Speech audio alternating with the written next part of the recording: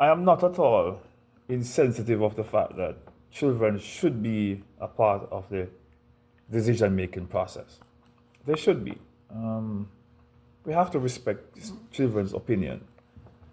This whole saying that children should be seen and not heard is not something that I really support. I do believe that children has to be involved, and we must find ways in which to give them a chance to speak and hear what their opinions are, even if we're not going to do exactly what they say. But we must allow them to participate, and not just to participate because you want them to feel as if they're participating, but using their ideas. Like if they give you ideas, you should implement it. Some of the ideas, even if they're going to fail, you can still implement it to let them see that it is going to fail. If you have the time to do that or the resources to accommodate such a trial, you might not have the resources to do that. But they should not just know that you are inviting them in the decision making process, but they should actually see their ideas being manifested, being revealed, being unfolded, and come into fruition. They should. Separate apart from that, though, there has to be boundaries.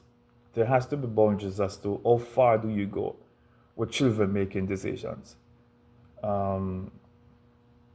Sometimes I wonder if some parents are doing some things in resistance to what they experienced when they were children. Like, for example, they were not able to make certain decisions when they were young, and they believe that, okay, I need to give my child the opportunity of making decisions because when I was growing up, I did not get the chance to make decisions. We have to be very careful with that. Very careful with that because your parents also could not allow you to make all the decisions that you want to make. I understand that time has changed. There was a time, particularly in our Jamaican society, when children were really not invited to the table. As we are now, I see now where Jamaica is more open up to discussions and dialogue, where children are able to participate in the decision-making process. But there has to be boundaries, though. There has to be healthy boundaries as to how far do you go in allowing your child to make certain decisions. You have to remember that though you want them to participate and feel a part of the process, you have to also remember that children have a limited understanding of a number of things. They are not experienced as yet. Experience teaches wisdom. You have to gain a certain amount of experience before you can be able to manage certain things. And that's the reason why there's an age limit to certain things. Yes, there is also a disadvantage and an advantage of that as well. But that's the reason why there's an age limit. You don't send a 12-year-old child to university unless that child is super exceptional. That's a different story. You wait until they have garnered a certain amount of experience before you send them off to university. You do not take up a 15-year-old child to be the president of a country. The child doesn't have that level of expertise and experience to deal with certain things. You would not take a 15-year-old child and put to run a corporation, to run a multi-million-dollar corporation. You would not do that. You would not take a 8-year-old child to fly a plane and you feel comfortable flying in that. I'm not saying an 8-year-old child is incapable of doing so.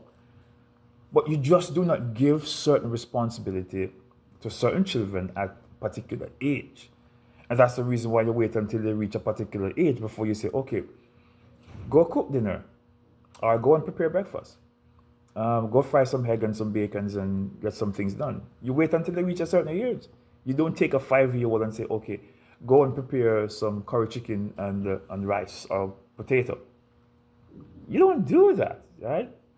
You wait until they reach a certain amount of age, you train them and they develop. It's the same thing with decision-making process. You can't just allow children to make any and any decision as they like to. Because children, and psychologists have said that children are selfish. They want things their own way. And I mean selfish not in a disparaging kind of way, or a way to belittle or to devalue the significance and the importance of children in our society. I'm just saying that they are selfish in the nature of the word itself, meaning they think of themselves first. And sociologists will also tell you that human beings are innately selfish as well, that we think of self first. Like when something is happening, we normally protect ourselves first. And it's a natural human response. And that's the reason why we have to train people to be caring and compassionate, because you usually look for self first. And so we have to be very mindful when we are allowing children to make certain decisions. And it's more dangerous when you allow them to make these decisions because you feel that you were treated wrong when you were growing up. And so you're going to abuse allowing children to do whatever they want to do. You're really, really being too laissez-faire in that. I'm not saying that you're supposed to be a dictator in all the situations. I'm not saying that. I'm just saying that you have to be very careful in how democratic you are in the decision-making process. There has to be some boundaries as to what a child can determine on his or her own to do from the areas in which a child is not able to do. Like, for example, you go to the ice cream parlor to buy ice cream, or you go to a restaurant or wherever you go. You could ask the child simply, I mean, which flavor would you like? You don't buy a particular flavor and say, look, you better eat this or nothing at all. No, you ask the child what flavor you like.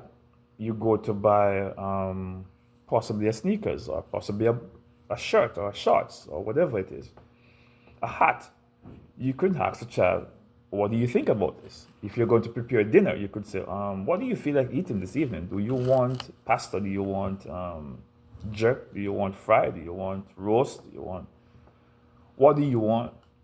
So we involve them in decision-making process, but if you are going to take certain serious decisions where the livelihood, your livelihood and the child's livelihood is concerned, or for some ways in which a child can benefit economically and educationally, then you have to be very careful how laissez-faire you are in allowing the child to make certain decisions, So I just think that parents have to be very careful. And some parents I've seen have allowed children to be too involved in the decision-making process. They have not set any boundary. They have allowed the child to do whatever the child wants to do. And I'm just cautioning you to say, look, if you are going to give your child the okay to do certain things, that's fine. I mean, it's your child. Of course it is your child. The only time you cry out is when your child finds itself in danger and you run go to the hospital now to look for care. It's not your hospital. You know what I mean? There are some things that we show off as human beings. We show off that it is mine. And when problem take us, we find ourselves in some space where other people have to use resources to help us. I mean, it's my car. Let me drive fast if I want to. And then you meet in an accident, and then you put the entire healthcare system on the problem. You put other people's life at risk. But yes, it's your car. You're showing off. It's your car. And we must be careful when we think of, oh, this is mine and this is me. We must be very careful because you're a part of a society. You're a part of a community.